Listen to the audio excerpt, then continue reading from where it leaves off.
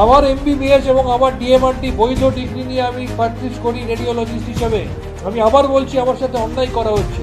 Medical কাউন্সিলের president তিনি চরমতম অনৈতিক কাজ করেছেন। এখানে যাব, আমি 1 ইঞ্চি জমি ছাড়বো না। আমি আমার কষ্টার্জিত মেডিকেল রেজিস্ট্রেশন কেউ কেড়ে নেবে আর আমি ঘরে বসে থাকবো, এটা এই দুঃস্বপ্ন যেন কেউ না দেখে। আমি এর শেষ দেখে ছাড়বো, যোগ্য জবাব দিয়ে ছাড়বো এবং মানহানির মামলা করে ওনাকে আমি কোর্টে টানবো। এটা আমার আজকে অঙ্গীকার।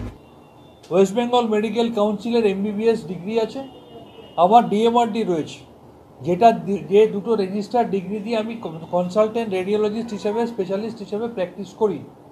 তারপর আমার একটা কনফার্ট সাম্মানিক টাইটেল রয়েছে এফআরসিপি, যেটা আমাকে গ্লাসগো থেকে দিয়েছে। সেটা 2019-এ পাওয়ার পর থেকে আমি সেটা অ্যাডিশনাল সাম্মানিক হিসাবে ব্যবহার করি, যেটা আমি করতে পারি। নমস্কার দর্শক, আপনারা দেখছেন কবির সৌরভের ইউটিউব চ্যানেল। আমি রয়েছি কবির আপনাদের সঙ্গে এবং কথা বলে নেব প্রতিবাদী চিকিৎসক ডক্টর সুবর্ণ গোস্বামী এবং আইনজীবী এবং এই সময়ের অন্যতম প্রতিবাদী কণ্ঠ সব্যসাচী চ্যাটার্জির সঙ্গে খুব গুরুত্বপূর্ণ দুটো বিষয়ে কথা বলবো। প্রথমত কথা বলবো শান্তনু সেন, ডক্টর শান্তনু সেন, আর বলতে পারবো কিনা জানি না, শান্তনু সেন, তার রেজিস্ট্রেশন বাতিল হওয়া নিয়ে এবং অবশ্যই সাউথ কলকাতা ল কলেজের যে অভাবনীয় ঘটনা সেই নিয়ে একটি কারণে দর্শকদের কাছে মার্জনা চেয়ে নেব, শ্রোতাদের কাছে মার্জনা চেয়ে নেব, কারণ ডক্টর সুবর্ণ গোস্বামী আপনারা প্রত্যেকেই জানেন তিনি বদলি হয়ে গিয়েছেন। তার সঙ্গে এখন এই মুহূর্তে সরাসরি কথা বলা সম্ভব নয়, আমাদেরকে ওভারফোন কথা বলতে হচ্ছে। তিনি রাস্তায় আছেন এবং রাস্তার বিভিন্ন নয়েজ, তার কারণে হয়তো আপনাদের একটু শুনতে অসুবিধা হতে পারে। প্রতিবেদনটি আপনারা একটুখানি মার্জনা করবেন এবং অবশ্যই সম্পূর্ণ প্রতিবেদনটি শুনবেন। স্যার, আমরা দেখতে পেলাম আরজি করের আন্দোলনের সময় থেকে আপনার উপরে প্রশাসন খড়গহস্ত ছিল এবং আপনাকে শাস্তি দেওয়ার তারা চেষ্টা করলো, আপনাকে বদলি করা হলো অনৈতিকভাবে। এবং এখন দেখা গেল শান্তনু সেনের বয়স 52 বছর, তিনি অন্তত 25-26 বছর প্র্যাকটিস করছেন, তিনি আরজি করের প্রাক্তনী, তিনি মেডিকেল কাউন্সিলে রাজ্য সরকারের প্রতিনিধি ছিলেন এবং রাজ্যসভার সাংসদ ছিলেন। এতগুলো বছর পেরিয়ে যাওয়ার পরেও তিনি এই পোস্টগুলো হোল্ড করেছিলেন। হঠাৎ করে তার রেজিস্ট্রেশন ক্যান্সেল করা হলো 2 বছরের জন্য। কি বলবেন স্যার? প্রথমত যেটা বলবো, এটা হচ্ছে শাসক দলের দুর্নীতিগ্রস্ত যে একাধিক গোষ্ঠী রয়েছে তাদের বখার গন্ডগোল, আর কিছুই নয়। শান্তনু সেন নিজে অগণতান্ত্রিকভাবে রাজ্য আইএমএ দখল করেছেন 2012 সাল থেকে শুরু করে এখনো অব্দি রাজ্য আইএমএটা একই কোনো রকম ভাবে অগণতান্ত্রিক উপায়ে গায়ের জোরে প্রায় দখলে রেখেছেন, যেমন ভাবে সুদীপ্ত রায়, সুশান্ত রায়রা মেডিকেল কাউন্সিল দখলে রেখেছে।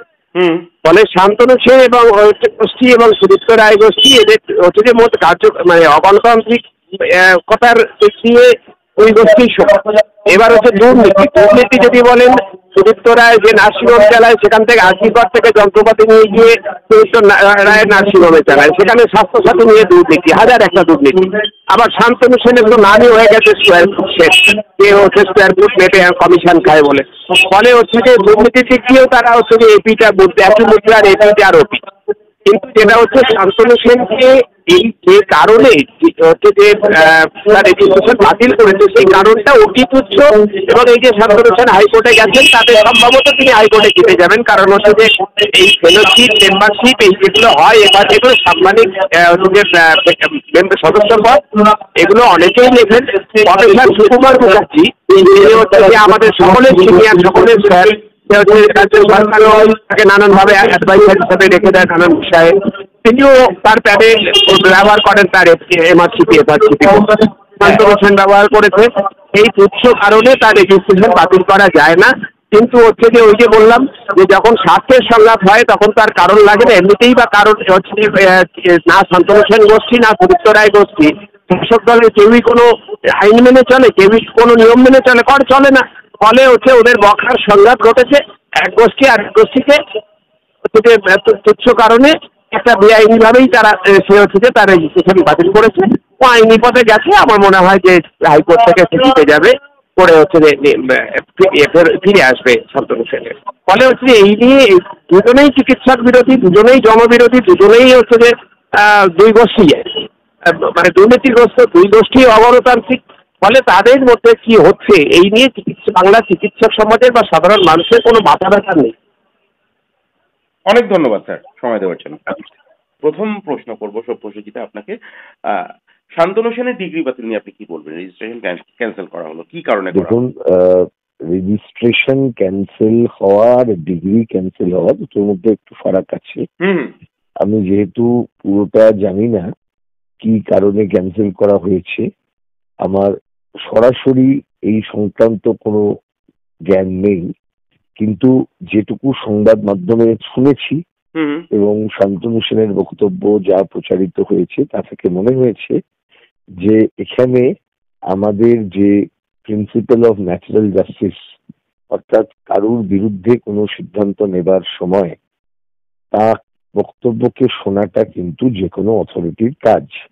এখন যদি শান্তনু সেনের কথা সত্য হয় যে তিনি জানতেনই না এই ধরনের কোনো বিষয় ঘটেছে, মেডিকেল কাউন্সিল সিদ্ধান্ত নেবার আগে তাকে ডাকবার প্রয়োজন বোধ করেননি, তার বক্তব্য শোনা হয়নি, কিন্তু তার রেজিস্ট্রেশন ক্যান্সেল করা হয়েছে, তাহলে অ্যাপারেন্টলি আমার মনে হয়েছে এই সিদ্ধান্ত নেবার যে প্রক্রিয়াটা ছিল ওয়েস্ট বেঙ্গল মেডিকেল কাউন্সিলের, সেটা কিন্তু আমার মনে হয় যে আইন দ্বারা কিন্তু সিদ্ধ হবে না এবং আদালতে সেটা বাতিল হবে।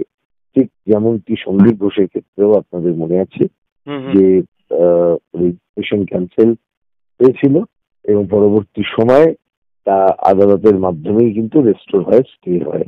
কারণ কোনো সিদ্ধান্ত নিতে গেলে এটা মনে রাখতে হবে আমাদের দেশ আইনের শাসন দ্বারা পরিচালিত হয়। আইনের শাসনের অন্যতম উপাদান হচ্ছে আমাদের যে প্রিন্সিপাল অফ ন্যাচারাল জাস্টিস, এই প্রিন্সিপাল অফ ন্যাচারাল জাস্টিসের প্রতি যে সিদ্ধান্ত নেওয়া যে সংস্থা, তাদের যে কমিটমেন্ট, দায়বদ্ধতা, সেই দায়বদ্ধতার উপরেই কিন্তু একটা সিদ্ধান্তের লিগালিটি, কনস্টিটিউশনালিটি, ভ্যালিডিটি নির্ভর করে। সুভাষিত, এই জায়গায় আপনাকে আমি অবশ্যই একটা প্রশ্ন করতে চাইবো। রাজ্য সরকারের প্রতিনিধি ছিলেন মেডিকেল কাউন্সিলে এবং তার বিরুদ্ধে অভিযোগ, শান্তনু সেনের বিরুদ্ধে অভিযোগ, তিনি এফআরসিপি গ্লাসগো এই ডিগ্রি ব্যবহার করেন। এখন কাউন্সিলের অভিযোগ হচ্ছে এটা কোনো ডিগ্রি না, এটা একটা সাম্মানিক পদ, এবং ব্যাপারটা হচ্ছে যেটা যে এই ডিগ্রির কথা তিনি কাউন্সিলকে জানাননি। এতদিন শান্তনু সেনের বয়স 52 বছর, তিনি অন্তত 25 বছরের বেশি প্র্যাকটিস করছেন। আমি বলছি যে এটা যেটাই হোক না কেন মনে রাখতে হবে সিদ্ধান্ত নেওয়ার ক্ষেত্রে যখন কোনো অথরিটি সিদ্ধান্ত নেবেন, বিশেষত আইন দ্বারা সৃষ্ট কোনো অথরিটি, স্ট্যাটুট ক্রিয়েটেড অথরিটি, তাদের কিন্তু এই প্রিন্সিপাল অফ ন্যাচারাল জাস্টিসের উপরে কিন্তু গুরুত্ব দিতেই হবে, তার বক্তব্য শুনতেই হবে। এই সংক্রান্ত শান্তনু সেনের কি বক্তব্য আছে সেটা শোনার দরকার, নইলে সিদ্ধান্ত নেওয়া হবে কি করে? আপনি কি কাউকে না শুনে তার বিরুদ্ধে সাজা ঘোষণা করতে পারেন? সেটা কি রুল অফ ল পারমিট করে না। সেটা নিশ্চয়ই এক্ষেত্রে অন্যরকম কোনো কনসিডারেশন আছে, সেটা কি আমরা ভবিষ্যতে বুঝতে পারবো, এখনো বুঝতে পারছি না। আপনার কি মনে হয় যে কোনোভাবে রাত দখলের কর্মসূচিকে তিনি সমর্থন করেছিলেন বলে রাজ্য সরকারের রোষানলে পড়লেন? আমার আমার মনে না হওয়ার কোনো কারণ তো দেখছি না এটাই। তার কারণ শান্তনু সেন যতদূর আমি জানি যে গত 1 বছর 1.5 বছর আগে পর্যন্ত উনি কিন্তু প্রত্যেক দিন টিভি চ্যানেলে বসে তৃণমূল কংগ্রেস দলের পক্ষে কথা বলতেন, চিৎকার চেঁচামেচি করতেন। উনি আমাদের রেলগাছিয়া অঞ্চলে সন্ত্রাসের নেতৃত্বও দিয়েছেন বলে অভিযোগ আমরা পেয়েছি বিভিন্ন সময়। তার ছেলেপুলেরা, অনুগামীরা বিভিন্ন সময় সেখানকার নানা কাজকর্মের সঙ্গে যুক্ত থেকেছে, যার যে কাজকর্মগুলো অসামাজিক, অবৈধ, এই কাজকর্মের সঙ্গে যুক্ত থেকেছেন। তার বিরুদ্ধে দুর্নীতির অভিযোগও ছিল, কিন্তু হঠাৎ রাত দখলের কর্মসূচি, তার মেয়েরকে রেফার করে তার যে বক্তব্য তিনি বলেছিলেন, তার মেয়ের বক্তব্য এই ধরনের বিষয় সম্পর্কে,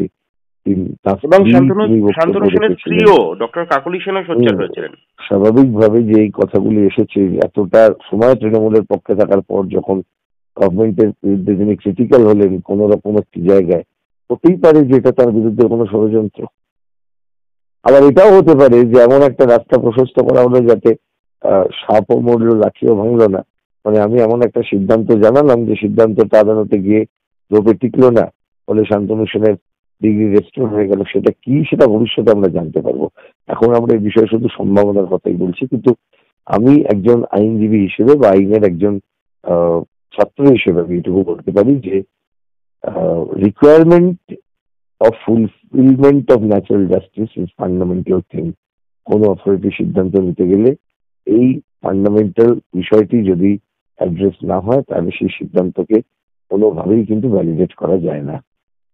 এবার পরের প্রসঙ্গে আসবো। মনোজিৎ সম্পর্কে আপনি কি বলবেন? আপনাদের উত্তরসূরি তো কে মনোজিৎ? মনোজিৎ মিশ্র, যিনি সাউথ কলকাতা ল কলেজের ভয়াবহ ধর্ষণ কাণ্ডে মূল অভিযুক্ত। রাইট। মনোজিৎকে আমি তো কদিন আগেই বলেছি যে একটা ম্যানহোলের ঢাকনা। মনোজিৎ হচ্ছে ম্যানহোলের ঢাকনা। ঢাকনাটা খুললে এবং ম্যানহোলের নিচে যত প্রবেশ করা যাবে তত বোঝা যাবে যে কতটা নোংরা ময়লা ওই ম্যানহোলটার মধ্যে জমা হয়েছে, যা পরিষ্কার করার দরকার। এবং মনোজিৎ মিশ্র যাতে এই ঢাকনা হিসেবেই না থেকে যায় তার জন্য ম্যানহোলটাকে পুরো পরিষ্কার করার প্রয়োজনীয়তা আছে। আই মিন টু সে যে প্রয়োজনীয়তা হচ্ছে গোটা সিস্টেমটা পরিষ্কার করার। মনোজিৎ মিশ্রের ঘটনা কোনো বিচ্ছিন্ন বিক্ষিপ্ত ঘটনা নয়। সারা পশ্চিমবঙ্গ জুড়ে তৃণমূল কংগ্রেসের জামানায় যে উদ্দেশ্যহীন, দিশাহীন বাংলার যুব সমাজের একটি বড় অংশ তাদেরকে এইভাবেই মাতিয়ে রেখে, ভুলিয়ে রেখে, মুজিয়ে রেখে অসামাজিক কাজকর্ম করতে দেবার লাইসেন্স দিয়ে এবং বেআইনি কাজ করবার লাইসেন্স দিয়ে টাকা তোলা, ভয় দেখানো, ধর্ষণ করা, পর্নোগ্রাফি তৈরি করা, আপনার ব্ল্যাকমেল করা, এই যে রাজনীতি, পদ পাইয়ে দেব, তোমাকে অন্য কিছু পাইয়ে দেবো, এইরকম একটা ধারণা থেকে এটা দুটি দিককে ইঙ্গিত করছে। একটা বাংলার সমাজে একটা অস্বাভাবিক অবক্ষয়, দুই বাংলার সমাজে আমরা দেখতে পাচ্ছি যে এক শ্রেণীর চূড়ান্ত ক্ষমতার অপব্যবহার করা একটি অংশ শুধুমাত্র রাজনৈতিক দলের তাদের অবস্থানকে ব্যবহার করে, কিছু যোগসূত্রকে ব্যবহার করে এই যে প্রশাসন চলছে এখন, যেখানে বলা হয় মমতা ব্যানার্জি, অভিষেক ব্যানার্জি, এই নামগুলোকে ব্যবহার করে একটা প্রোটেকশন নিয়ে যা ইচ্ছে তাই করে চলেছেন। এই কারণে আমার মনে হয় যে শুধু মনোজিৎ মিশ্রে যদি আমরা থেমে যাই তাহলে এটার কোনো আমরা সমাধান খুঁজে পাবো না। এটার সমাধান খুঁজে পেতে গেলে আমাদের একদম সিস্টেমের গভীরে ঢুকতে হবে এবং সেই গভীরে গিয়েই কিন্তু সিস্টেমকে পরিষ্কার করতে হবে। যদি আমরা করতে না পারি তাহলে কিন্তু মনে রাখবেন যে অচিরেই এমন দিন আসবে, হয়তো শুনবেন নবান্ন 14 তলায় গণধর্ষণ হচ্ছে। আপনি ভয়ঙ্কর কথা বললেন। আমি একদম শেষ প্রশ্ন একটা করতে চাইবো, সেটা একদম টেকনিক্যাল প্রশ্ন। সব্যসাচীদা, যে ভদ্রলোক শ্যাম কাঞ্জিলাল, অরিন্দম কাঞ্জিলাল সম্ভবত, তিনি নির্যাতিতার আইনজীবী বলে নিজেকে দাবি করছেন, তারই দাবি নিয়ে একটা বিতর্কের সূত্রপাত হয়েছে এবং তিনি বলছেন তিনি মনোজিতের বন্ধু এবং তৃণমূল কংগ্রেসের কর্মী সমর্থক। কোথাও গিয়ে কি একটুখানি এবং মনোজিতের প্রশংসাও করছেন, আবার নির্যাতিতার হয়ে তিনি আইনি লড়াই লড়ছেন বলে দাবি করছেন। আমার ধারণা নির্যাতিতার পরিবারের পক্ষ থেকে আইনজীবীরা তাদের বক্তব্য রেখেছেন। অরিন্দম জানা, তিনি অ্যাপিয়ার করছেন বলে আমি শুনেছি। তিনি মনোজিতের বন্ধু নন। ফলে যার কথাটা আসছে সেটা নিয়ে তো আপনারা জেনেইছেন যে ইতিমধ্যে যে আমি তো বলেছিলাম প্রথম দিন যে তার বক্তব্য শুনে মনে হচ্ছে তিনি he can B A prospective witness to the matter. Lawyer না উইটনেস সেটাকে ঠিক করতে হবে। তো তিনি একজন সাক্ষী। ঘটনা ঘটার পর যদি কেউ, সেই সময় যদি কেউ ফোন করেন, ঘটনার পর যদি কেউ ফোন করেন, আগে পরে কথা হয়ে থাকে, তাহলে ইজ উইটনেস টু ইট, তাই না? তো আমার মনে হয় যে সেটা আমাদের মাথায় রাখাটা ভালো।